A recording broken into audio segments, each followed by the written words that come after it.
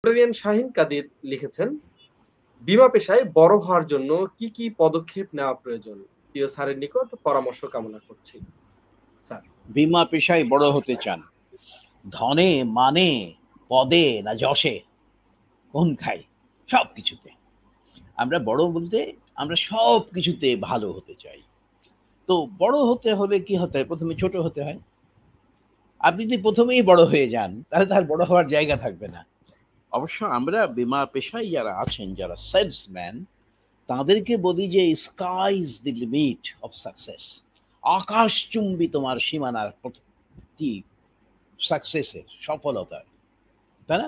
বড় হওয়ার আকাশের কোনো সীমা নেই, আছে?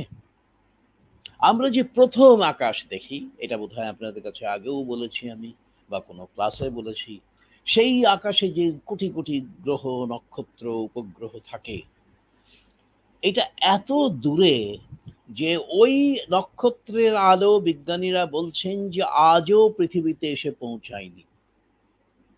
নক্ষত্র মানে সূর্য। আলোর গতি সেকেন্ডে 1,86,000 মাইল। তার মানে 1 সেকেন্ডে আলো পৃথিবীকে 25 বার পাক খেতে পারে। তাহলে আপনি বুঝেন যে আলোর গতি কত বেশি। কিন্তু বিজ্ঞানীরা বলছেন যে এমনও অনেক গ্রহ আছে, নক্ষত্র আছে, যেখান থেকে আলো আজও পৃথিবীতে এসে পৌঁছায়নি। তাহলে কত যোজন যোজন যোজন দূরে সেই আলোগুলো, নক্ষত্রগুলো। আমরা মিটি মিটি তারা জ্বলে, তাই না? তাই না? আমরা এই জোনাকির সঙ্গে তুলনা করি।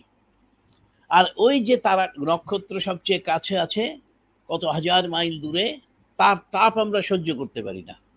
সূর্যের তাপ, সূর্য তো নক্ষত্র, সে তো আলো বিকরণ করে, তার আলোই তো পৃথিবীতে আসে, এবং তার আলোই আবার চাঁদে প্রতিফলন হয়ে রাতে স্নিগ্ধ আলো হয়ে আসে, প্রতিফলিত আলো সেটা। তো যাই হোক, আমরা যেটা বলছি যে বীমা শিল্পের যারা কর্মী, সেটি ডেস্ক হোক কিংবা মাঠের হন, তার অগ্রগতির কোনো সীমা নেই। কি করে বড় হবেন? ধাপে ধাপে বড় হবেন। কিভাবে ধাপে ধাপে বড় হবেন? প্রথমত আমরা দুটো জিনিস করি, যে আমরা যদি ভালো করতে চাই, আরো বড় হতে চাই, তাহলে আমাকে আমার বিষয় সম্পর্কে আরো বেশি জানতে হবে।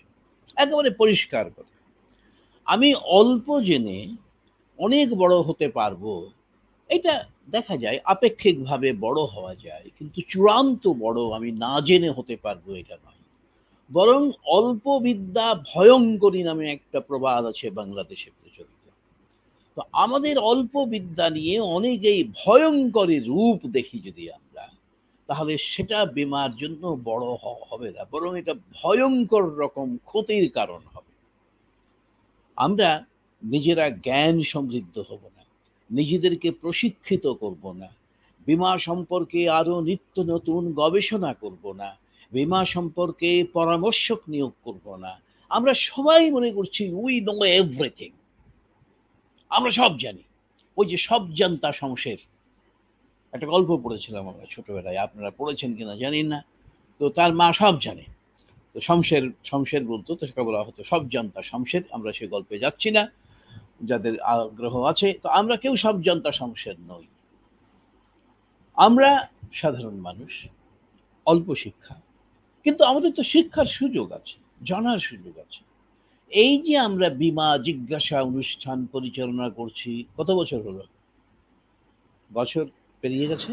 ৮২তম পর্ব তো স্যার হয়ে গেছে প্রায় ৫ বছর, ৫-৬ বছর মতো। ৫ বছর হয়ে গেছে।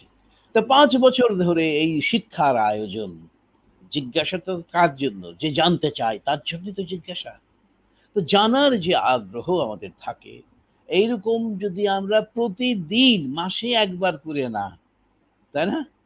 একদিন না, মাসে একদিন না করে প্রতিদিন যদি আমরা এরকম বীমা জিজ্ঞাসার আসর বসাতে পারতাম, তাই না? এরকম কি যেন রেডিওতে এক সময় ছিল, পরিচালনা হতো, গল্প দাদুর আসর, এরকম একটা, যে তিনি গল্প বলতেন। তো এখানে বীমা গুরুর আসর, বা বীমা শিক্ষার্থীর আসর, বীমা প্রশিক্ষণার্থীদের আসর, তো আমরা প্রতিদিনই করতে পারি। যাই হোক, শেখার কোনো শেষ নেই, বড় হওয়ার কোনো শেষ নেই। আমাকে জানতে হবে এবং মানতে হবে। জানি কিন্তু মানি না, এটাও আমাদের একটা বড় সমস্যা। কাজীর গরু কোথায় থাকে? কেতাবে আছে, গোয়ালে নাই। আছে না? তো আমাদের এরকম নীতিমালা অনেক আছে, যেটা কাগজে কলমে আছে। বিমার রুলস রেগুলেশনস আছে, গাইডলাইন্সে আছে, কিন্তু আমরা কজনের এর খবর রাখি? আমরা খুব কমই এগুলো খবর রাখি এবং সেগুলো মানতে চেষ্টা করি। আমরা জানি না, মানি না, অনেক ক্ষেত্রে বুঝি না। না বুঝেও আমরা অনেকে মানি না। একটা হচ্ছে জেনে মানি না, আর একটা হচ্ছে বুঝি না। তাহলে আপনি যত বেশি জানবেন, যত বেশি বুঝবেন, যত বেশি শিখবেন, আপনি তত বড় হতে থাকবেন। এখন জানলাম, শিখলাম, বুঝলাম, কিন্তু কার্যক্ষেত্রে প্রয়োগ করলাম না, তাহলে কোনো লাভ হবে না। এই জন্যই আমরা প্রশিক্ষণের কথা বলি, যে জ্ঞানটাকে আপনাকে প্রয়োগ করতে হবে আপনার কর্মজীবনে, আপনার ব্যক্তি জীবনে, আপনার সংসার জীবনে। এই জ্ঞানই তো প্রশিক্ষণের জন্য প্রয়োজন। যে যে পেশায় আছেন, সেই পেশার ব্যাপারে আরো বেশি শিক্ষা জ্ঞান আরোহণ করার জন্য নিত্য নতুন প্রশিক্ষণ। উচ্চতর ডিগ্রির কথা একজন বলেছেন, ডিগ্রি নেন, ডিপ্লোমা নেন, সার্টিফিকেট নেন, no harm, you will learn. জ্ঞান হচ্ছে এমন একটা বিষয় যা আপনাকে কখনোই কি করে না,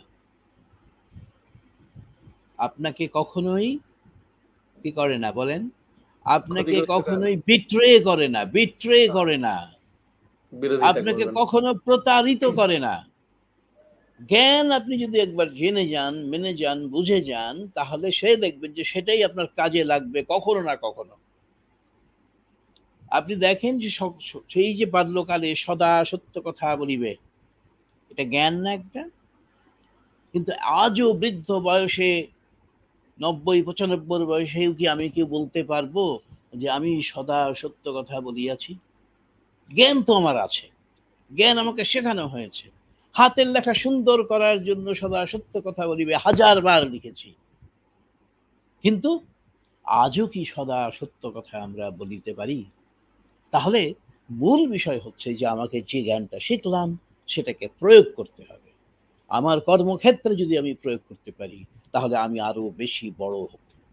অনেকে হতাশ হন এই বলে যে স্যার ওনার তো জ্ঞান কোথায়, তার তো জ্ঞানই নাই, সে তো অজ্ঞান, তাই না? অথবা বিজ্ঞান। তো যাই হোক, তো অনেকে দেখা যায় যে এরকম মনে করেন, উদাহরণ দেন যে ওরা তো অনেক ভালো আছে। হ্যাঁ, এই ভালো সেই ভালো নয়। আমাদেরকে কি বলা হয় যে এই দিন সেই দিন নয়, আমাদেরকে এই দিনকে নিতে হবে সেই দিনের কাছে। আমরা সেই জ্ঞান অর্জন করব, আমরা বড় হব, আমরা নিয়ে যাব বীমা শিল্পকে আগামী শতাব্দীর জন্য, আমরা নিয়ে যাব বীমা শিল্পকে আগামী প্রজন্মের জন্য, আমরা নিয়ে যাব বীমা শিল্পকে সব মানুষের সার্বিক কল্যাণের জন্য। ধন্যবাদ।